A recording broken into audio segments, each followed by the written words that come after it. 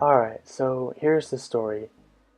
The Forerunner sat for pretty much all summer, and then it didn't work because the starter went out, as you saw in the last video. And so finally, I was able to get around to getting a new starter in it, and with the help of my friend, we changed it in the garage. It took about 3 hours to do. It wasn't very fun. It was quite a bit of work. And so we got it done, and then I'm out, I'm driving the car. It was running great. I was so happy with it.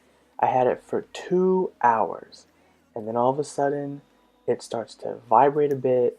So then I start pulling off to the side of the road, and then all of a sudden, I hear this horrible noise. And basically, what happened at that point was the wheel had fallen off of the stud, but it was still rolling on the brake drum itself, and so it was a horrible grinding noise. So then I started to pull over to the right away, and I'm pretty sure that force of the car going to the right just pulled the wheel the rest of the way off. And then all of a sudden I see my wheel. So of course right away we called AAA, and the guy came within 20 minutes, and he was really cool. He was really nice.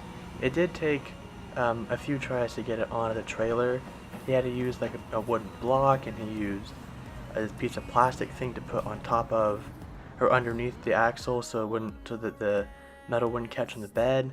And it probably took 20 minutes to get the whole car onto the trailer and the trailer fully loaded up. And so he was really cool. He was pretty nice. He actually had one of these Forerunners himself at one time. And so once we got to the shop, then we had dropped it off, and everything was fine. And it was fixed within a week, and I got it back a couple weeks later because it took a while to get there. You know, we were kind of busy and stuff. But the total service turned out to be $1,500, which was super expensive. The sad thing is that we actually were about to do the rear main seals and the bearings ourselves right before this happened. I was actually talking with another Forerunner guru who was going to help us out with this, but instead we had it done by the mechanic instead, which kind of sucked because it cost a lot more than it would have been to have somebody else help us. And here you can see it getting dropped off at the shop. So you're probably thinking, well, why did this happen?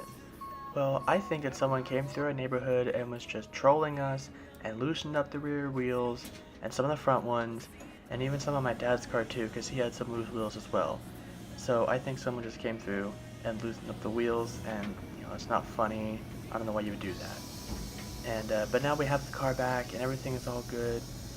But now the next thing that we have to do is it is not freeway worthy. It cannot go above 60 miles an hour. It starts vibrating a lot. I'm pretty sure it's the tires, because if you actually look at the tires, you know, each one is worn differently. Some are, I mean, they're all 10-year-old tires anyways, but some are like super bald in the middle, some are super bald on the edges. So those need to go. Plus I think the front alignment is kind of off because the front passenger wheel is kind of really wearing out on the edge. So I think the alignment's off as well. So that is, you know, what's next to come with the Forerunner. New tires are coming soon. So stay tuned for that, and thank you very much for watching.